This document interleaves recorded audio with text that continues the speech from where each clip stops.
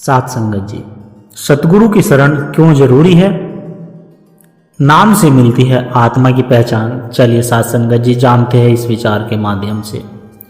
प्यारी सात संगत जी, प्यार से कहना धन निरंकार जी, सत्संग के इस पावन क्षणों में आइए हम सब मिलकर अपने अंतर्मन को निरंकार की ओर समर्पित करें।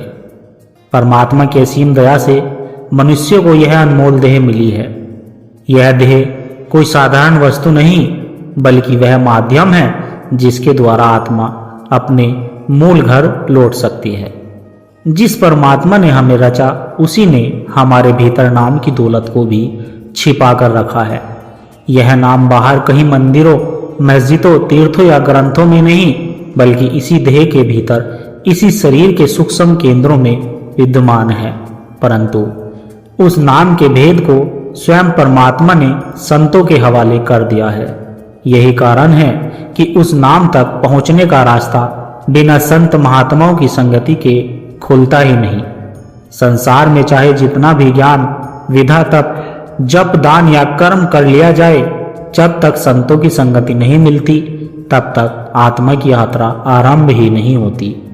गुरु अर्जुन देव जी फरमाते हैं कि संसार के सारे शास्त्र, वेद और स्मृतियां एक ही बात पुकारते हैं कि बिना गुरु के मुक्ति संभव नहीं। यह बात केवल कहने की नहीं, सात्संगत अनुभव की है, क्योंकि आत्मा ज्ञान के अंधेरे में भटक रही है और उसे रास्ता दिखाने वाला वही हो सकता है जिसने स्वयं वह रास्ता तय किया हो। जैसे अंधेरे कमरे में पड़ा व्यक्ति स्वयं बाहर नहीं निकल सकता, उसे कोई ऐसा चाहिए जो बाहर से भीतर आकर उसका हाथ पकड़े। उसी प्रकार आत्मा को भी सतगुरु की आवश्यकता होती है। यह मानव देह बार बार नहीं मिलती, 84 लाख योनियों में भटकने के बाद यह अवसर मिलता है। यदि इस अवसर पर भी सतगुरु की सेवा, उनकी शरण और उनके बताए मार्ग को नहीं अपनाया गया, तो वही भटकाओ, वही जन्म मरण का चक्कर चलता रहेगा। इसलिए मन को यह बात पक्की कर लेनी चाहिए कि सतगुरु के बिना कोई दूसरा सहारा नहीं है। सतगुरु केवल उपदेश देने वाला नहीं होता, वह आत्मा को भीतर से ऊपर खींचने वाला होता है। वह नाम का दान देता है और उसी नाम के सहारे आत्मा को सूक्ष्म मार्ग पर चलाना सिखाता है। बिना सतगुरु की मेहर के ना नाम मिलता है और ना शब्द का अनुभव होता है। शब्द कोई बाहर की ध्वनि नहीं, वह अंदर का अनहद नाद है जिसे केवल वही सुन सकता है जिसकी सूरत सतगुरु द्वारा ऊपर खींची गई हो। यह काम किसी पुस्तक, किसी प्रवचन या किसी बाहरी साधना से नहीं होता। कबीर साहब कठोर शब्दों में समझाते हैं कि बिना गुरु भक्षे ही है, देखे मनुष्य की दशा क्या हो जाती है। चाहे वह राजा हो या साधारण व्यक्ति, चाहे अच्छे कपड़े पहनने वाला या दान पुण्य करने वाला, अगर सतगुरु की भक्ति नहीं है तो सब व्यर्थ है।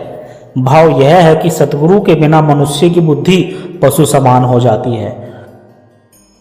वह संसार का बोझ ढोता रहता है, इच्छाओं की गाड़ी खींचता रहता है, पर आत्मा की भूख नहीं मिटती। बाहर से चाहे कितना ही सुसज्जित क्यों ना हो, भक्ति से वह खाली ही रहता है। बिना सतगुरु की शरण के किए गए सारे कर्म अंततः मनुष्य को क्रम बंधन में ही बांधते हैं। गुरु के बिना माला फेरना, दान देना, व्रत उपवास करना सब निष्फल है। गुरु नानक देव जी भी यही सत्य बताते हैं कि बिना गुरु कोई भवसागर पार नहीं कर सकता। अहंकार में डूबा हुआ मनुष्य अपने ही कर्मों में उलझा रहता है। गुरु ही वह कुंजी है जो उस ताले को खोलती है जिसमें आत्मा बंद है। जिस घर का ताला स्वयं परमात्मा ने लगाया है, उसकी कुंजी भी उसी ने सतगुरु को सौंपी है। साथ संगत मनुष्य कितने ही उपाय कर ले, जब तक सतगुरु की शरण नहीं लेता, भीतर का द्वार नहीं खुलता। सतगुरु ही अलख और लखा देता है, अदृश्य को दृश्य बना देता है। सतगुरु रामदास जी प्रेम पूर्वक पुकारते हैं कि यदि आत्मा को सच्चा सुख चाहिए तो सतगुरु की शरण में आओ, वही हाथ पकड़कर बाहर निकालता है। महात्मा सतगुरु की संगति पर इसलिए जोर देते हैं क्योंकि संगति केवल पास बैठना नहीं बल्कि उसके रंग में रंग जाना है। जैसे लोहे को आग में डाल दो तो वह भी आग की तरह लाल हो जाता है, वैसे ही सतगुरु की संगति में रहकर आत्मा भी नाम के रंग में रंगने लगती है।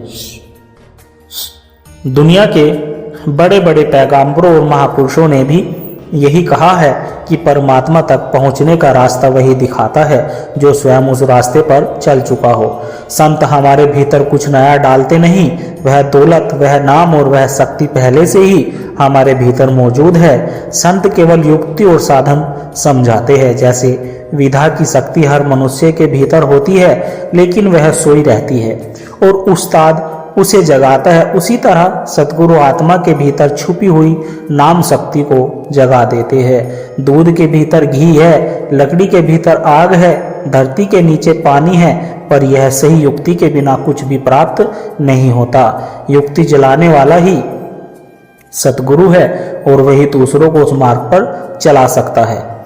जो मनुष्य सतगुरु की शरण में आ जाता है उसका जीवन धन्य हो जाता है, उसके कर्म कटने लगते हैं और आत्मा हल्की होने लगती है। यह सुख बाहर का नहीं, भीतर की शांति का है जो परिस्थितियों से नहीं डगमगाती। सतगुरु मनुष्य को संसार से भागने की शिक्षा नहीं देते, वे कहते हैं कि संसार में रहते हुए भी नाम का सहारा लिया जा सकता है। गृहस्थ जीवन बांधा नहीं है, बांधा मन का भटकाव है। जब मन नाम में लगता है तब वही संसार साधना का क्षेत्र बन जाता है। सतगुरु की संगति का सबसे बड़ा लाभ यह भी है कि मनुष्य अपने दोष पहचानने लगता है। क्रोध, लोभ, अहंकार और ईर्ष्या पहले दूसरों में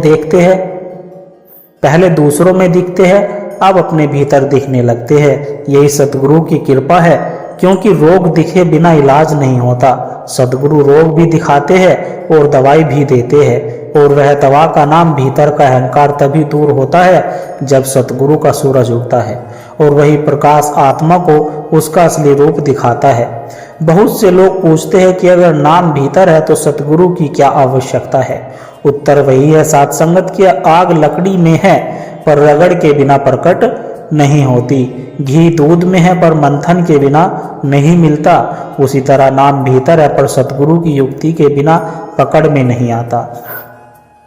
सतगुरु की संगति में बैठना केवल सुनना नहीं बल्कि अपने अहंकार को छोड़कर समर्पण करना है। जिस दिन मनुष्य स्वीकार करता है कि वह स्वयं रास्ता नहीं जानता, उसी दिन से असली यात्रा शुरू होती है। मन के पीछे चलने वाला कभी पार नहीं उतरता क्योंकि मन स्वयं भ्रम में पड़ा है। सतगुरु मन को शब्द के हवाले कर देते हैं और जब मन शब्द से जुड़ता है तो वह शांत होता है, भीतर की ओर मुड़ने लगता है और अपने मूल को पहचान लेता है। तब मृत्यु का भय मिटता है, भविष्य की चिंता घटती है और संसार का आकर्षण फीका पड़ने लगता है। संतों का सत्संग वह स्थान है जहाँ किसी की निंदा नहीं होती, किसी मजहब या कौम का विरोध नहीं होता। वह केवल एक ही उद्देश्य होता है कि मनुष्य के भीतर मालिक से मिलने का शौक और प्रेम पैदा हो। असली सत्संग वही है जहाँ एक परमात्मा के नाम की चर्चा होती है और मन भीतर की ओर मुड़ता है। साधु की संगति मन को शुद्ध करती है, साथ संगत विचार ऊंचे करती है और आत्मा को सच्चा पोषण देती है। संतों की संगति जीवन की दिशा बदल देती है, क्योंकि जैसी संगति वैसा रंग। यदि संसारियों की संगति होगी तो मन बाहर भागेगा और यदि परमात्मा के भक्तों की संगति होगी तो भीतर मालिक से मिलने की तड़प जागेगी। संतों की संगति परमात्मा की सबसे बड़ी नेमत है और यह किसी योग्यता से नहीं बल्कि मालिक की रहमत से मिलती है। बहुत कम ऐसे होते हैं जिन्हें जीवन में यह एहसास होता है कि सब कुछ होने के बावजूद भीतर कुछ अधूरा है। वही अधूरापन आत्मा की पुकार है और जब यह पुकार गहरी हो जाती है तभी मालिक किसी संत महात्मा से मिला देता है। इसलिए इस मानव जन्म को हल्के में ना ले। सतगुरु की संगति में बैठना, उनके विचारों को सुनना, उनके बताए मार्ग पर चलना और नाम को जीवन का आधार बनाना ही इस जीवन का सार है।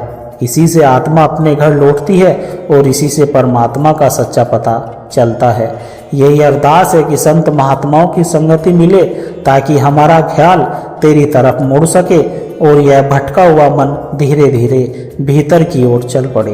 प्रेम से बोलना धन निरंकार जी। गृहस्थ जीवन बाधा नहीं, बाधा मन का भटकाव है। गृहस्थ जीवन बाधा नहीं, बाधा मन का भटकाव है। जब मन नाम में लगता है तब वही संसार साधना का क्षेत्र बन जाता है। सतगुरु की संगति का एक बड़ा लाभ यह भी है कि मनुष्य अपने दोष को पहचानने लगता है। क्रोध, लोभ, अहंकार और ईर्ष्या पहले दूसरों में दिखते थे, अब अपने भीतर दिखने लगते हैं। यही सतगुरु की कृपा है, क्योंकि रोग दिखे बिना इलाज नहीं होता। सतगुरु रोग भी दिखाते हैं और दवा भी देते हैं, और वह दवा है नाम साध संगत जी। भीतर का अहंकार तभी दूर होता है जब सतगुरु का सूरज उगता है। साध संगत जी,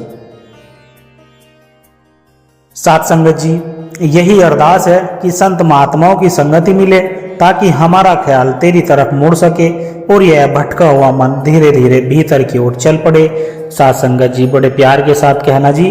धन निरंकार जी।